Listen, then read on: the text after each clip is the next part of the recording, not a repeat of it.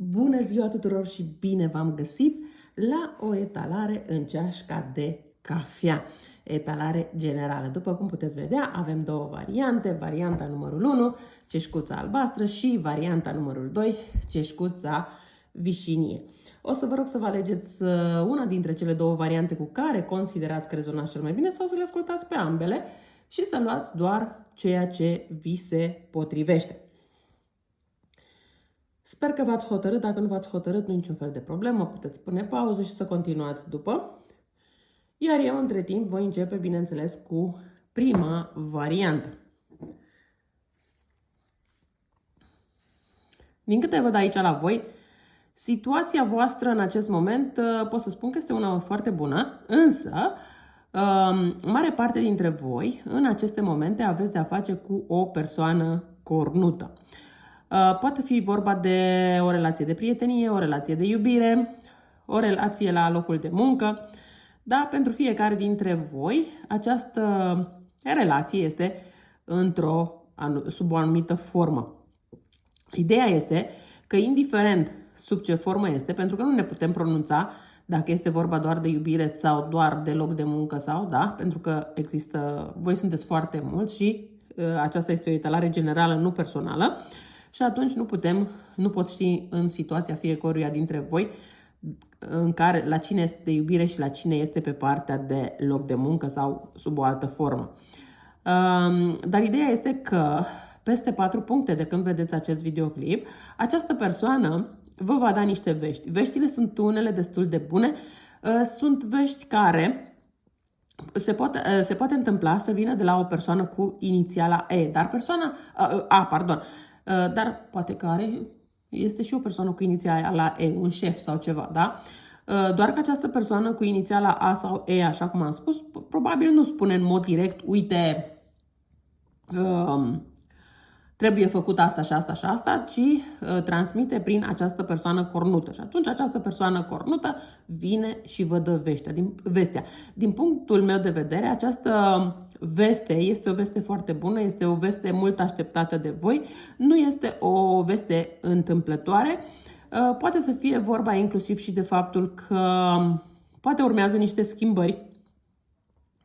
Poate, dacă vorbim despre o relație de iubire, poate fi vorba de un pas în plus în relația de iubire. Dacă este vorba de loc de muncă, de colegi, de prieteni, poate să fie o schimbare în sens de o apropiere, să zicem, mai mult decât a fost până acum, da? Sau mai bine zis, o încredere pe care persoana o are în voi. Deci, indiferent despre ce situație vorbim, este una pozitivă. Dacă vorbim despre o relație de iubire și cumva vă gândiți dacă această persoană se mai întoarce la voi în cazul în care v-ați despărțit de această persoană cornută, da, această persoană nu doar că se gândește la voi, dar chiar vrea să se reîntoarcă la voi și cred că într-un fel sau altul voi veți primi niște vești de la această persoană. Este posibil ca această persoană să vă dea un mesaj sau să vă transmită un mesaj printr-o persoană cu inițiala M. Acest mesaj, din punctul meu de vedere, să știți că vine în următoarea zi sau în următoarea oră sau poate chiar în următoarea săptămână. Deci este foarte rapid acest mesaj sau poate că această persoană cu inițiala M vine și vă spune, uite ce am aflat despre această persoană cornută sau uite ce mi-a spus, da? Deci poate să fie ori o informație în mod direct, dar poate să fie și o informație indirectă, adică vede ceva poate pe rețelele de socializare sau poate cineva îi spune ceva despre această persoană cornută și vine și vă spune. Mai văd la voi aici niște schimbări. Unii dintre voi cred că vă gândiți destul de serios dacă să vă schimbați casa, orașul, poate chiar și țara, vă gândiți să plecați undeva departe, la un drum. Dar cred că unii dintre voi sau unele dintre voi vă gândiți poate să vă mutați cât mai aproape de copiii voștri sau poate cât mai aproape de persoana iubită, poate chiar în perioada următoare urmează să vă mutați împreună cu persoana iubită. Da? Deci, sau se poate întâmpla să mergeți la un drum undeva și acolo să întâlniți o persoană cu care să aveți o relație, dacă sunteți singuri în acest moment.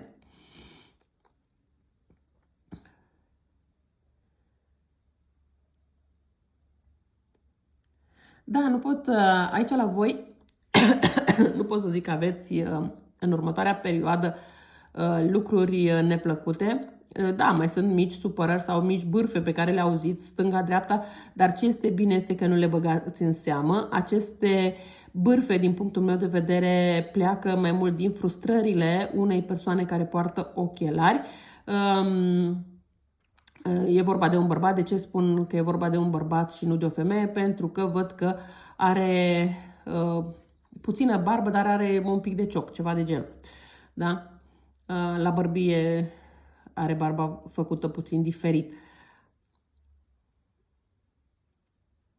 Și această persoană, așa cum am spus, din cauza frustrărilor, da, poate să dea drumul la niște bârfe despre voi, dar ce este bine este că voi nu mai luați în considerare bârfele care pleacă dinspre această persoană, pentru că deja știți cam la ce să vă așteptați de la persoana respectivă și cumva sunteți destul de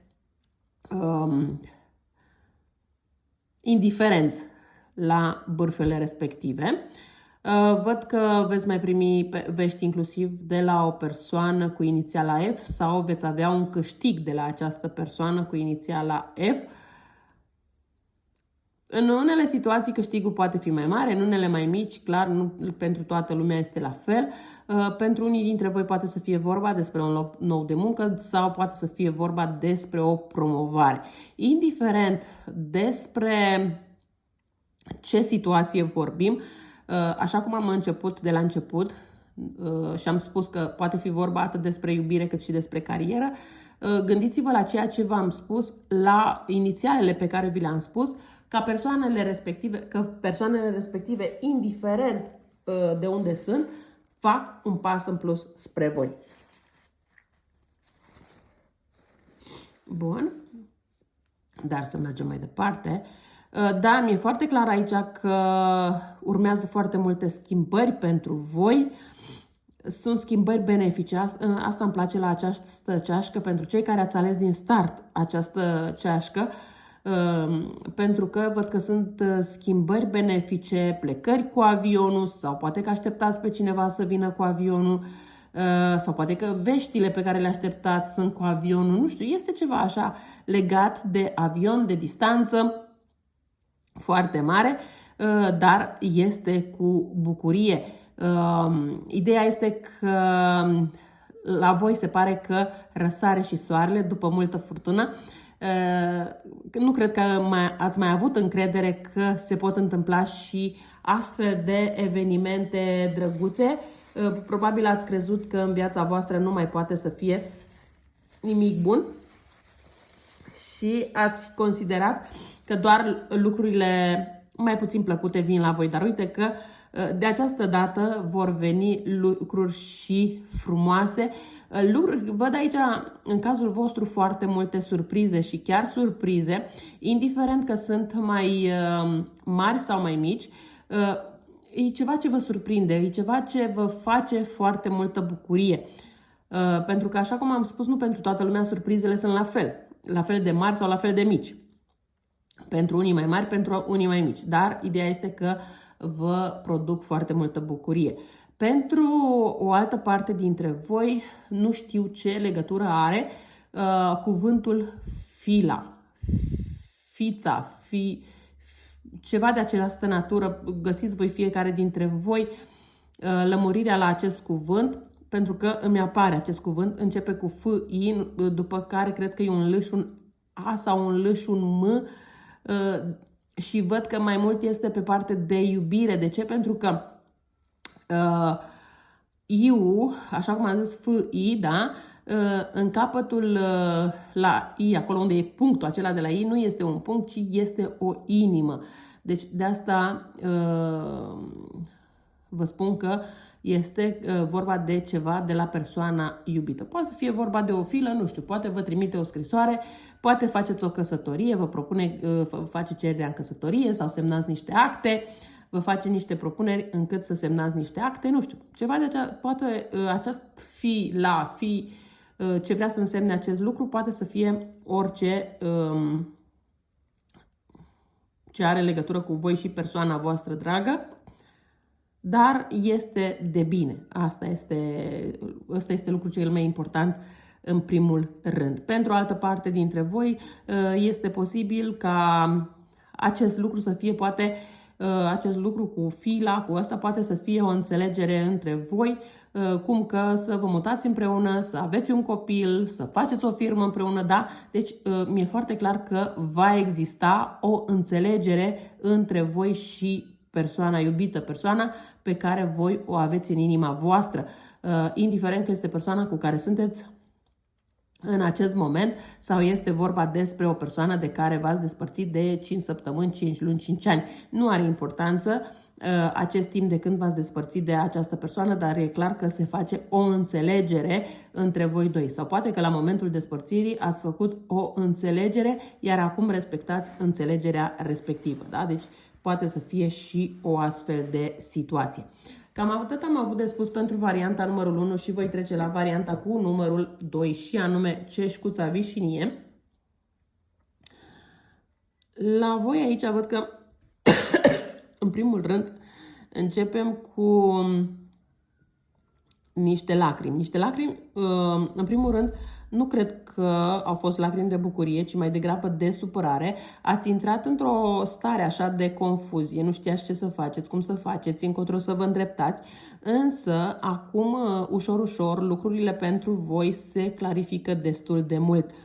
Aceste clarificări mi-e foarte clar că sunt în legătură cu un bărbat mai slab la față, nu văd să fie o persoană, sau se poate întâmpla să să aibă o față mai lunguiață, dar el să fie mai bine făcut, da? Deci poate să fie și o astfel de situație, însă și posibil ochi căprui sau verzi, dar nu neapărat. Această persoană mai poate avea inițiala N sau V, sau să fie dintr-o țară cu inițialele astea sau oraș, da? Deci inițialele pot reprezenta orice. Mi-e foarte clar că nu știu ce s-a întâmplat între voi și această persoană, dar această persoană oarecum a fost dat din prisma a ceea ce s-a întâmplat între voi, cumva această persoană a fost dată la o parte. Atât de voi cât și poate de prieteni, colegi, este pentru că fiecare dintre ei și-a dat seama ce fel de persoană este, că este o persoană mai egoistă, poate din foarte multe puncte de vedere, o persoană care are interese ascunse, interese proprii și cumva e clar că acum s-a descoperit de fapt adevărata față a acestei persoane. Voi ați început să clarificați aceste lucruri și cumva începeți să vă detașați în totalitate de această persoană și de această situație. Ce este bine aici este faptul că vă și iese acest lucru de detașare, pentru că vă văd mult mai liniștiți și în perioada imediat următoare mult mai joviali, mult mai jucăuși, mai glumeți și mai bucuroși. Chiar dacă unii găsiți această bucurie în sânul familiei, alții poate lângă prieteni, dar indiferent de situație este spre binele vostru. Pe lângă asta văd că vă gândiți să faceți un drum mai lung, nu este un drum scurt, dar este un drum benefic, e un drum pe care îl puteți face în 6 puncte, 6 ore, 6 zile, 6 săptămâni, sau poate că primiți niște vești de la acest drum. Se poate întâmpla să nici nu vă gândiți la acest drum în acest moment, însă să primiți vești și să și porniți la drum, dar nu sunt vești rele, da? Ca să ne înțelegem. Poate că, nu știu, v-ați făcut o programare undeva, n-ați primit niciun răspuns și acum sunteți chemați, da? Dar nu este nimic de rău, este chiar de bine. Bun. Vom trece mai departe. Văd aici că urmează să purtați o discuție cu o anumită persoană. Singura problemă aici este că văd că această discuție o aveți în prezența cuiva. Poate să fie vorba de un șef, de un membru al familiei sau, în unele cazuri, chiar de un tribunal. Aici văd că una dintre aceste persoane este zodie Rac sau Scorpion și cred că mai degrabă această persoană Rac sau Scorpion este persoana care intervine în discuția voastră. Discuția îmi pare să fie totuși o discuție destul de calmă, destul de ok, nu se pune problema din punctul ăsta de vedere, nu mi se pare că vor degenera lucrurile, doar că este nevoie ca la această discuție să participe și această persoană. Voi știți exact situația și de ce. Bun.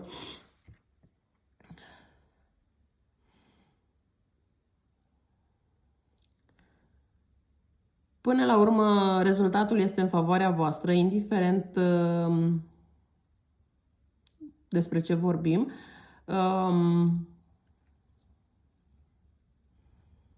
Văd că aici, în unele situații, e vorba de casă, în legătură cu casa. Ceva așteptați în legătură cu o casă, nu știu. Sau poate că cumpărați o casă și trebuie să faceți această înțelegere, iar la această înțelegere mai participă un notar sau cineva, da? Deci poate să fie și o astfel de situație sau poate că vreți să renovați casa și în momentul în care chemați pe cineva cu care să discutați despre renovarea casei, mai participă și alt membru al familiei, da? Deci se poate întâmpla și o astfel de situație, dar e ceva în legătură cu casa.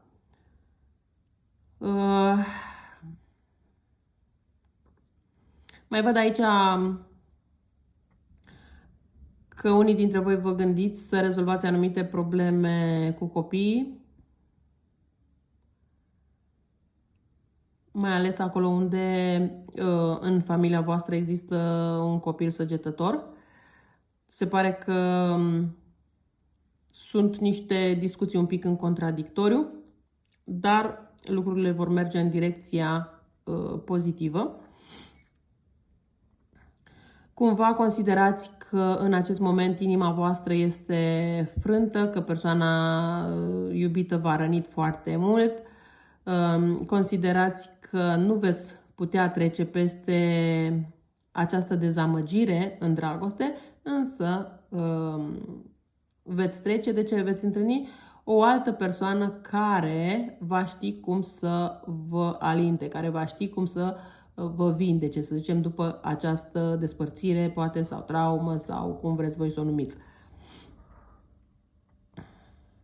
Se pare că persoana care va ști să facă acest lucru este o persoană dintr-un alt mediu social, mai înalt decât voi, aș putea spune, din punctul ăsta de vedere, pe scară socială. E o persoană la care voi nici nu vă gândiți în acest moment și dacă ar veni spre voi, nu ați crede că ar putea fi adevărat ca persoana respectivă să vă poată iubi pe voi, pentru că voi cred că și cunoașteți persoana, dar cumva vă gândiți că persoana are alte standarde, are altă persoană în gândurile sale, în inima sa și cumva, da, aveți un semn de întrebare în legătură cu persoana respectivă, dar totuși, uite că lucrurile se îndreaptă înspre voi, nu înspre o altă persoană. În viitor, din câte văd aici, aveți o persoană sau veți întâlni o persoană, posibil cu inițiala D sau B, cu vârsta 27, 52, 57, ceva de acest gen, o persoană care vă va aduce multă bucurie. Poate să fie un părinte, poate să fie un frate, o soră, poate să fie prieteni, acum clar depinde de anturajul vostru, dar ideea este că această persoană pe care o veți întâlni va aduce mult clarificare în viața voastră, este o persoană care vă va fi alături din toate punctele de vedere. Este genul de persoană cu care puteți trece peste absolut toate obstacolele, chiar dacă în acest moment considerați că persoana respectivă nu va avea nicio putere încât să vă ajute în ceea ce vreți voi să faceți pe mai departe. Dar da, vă va ajuta, chiar dacă din punct de vedere emoțional, că vă susține și tot este un ajutor.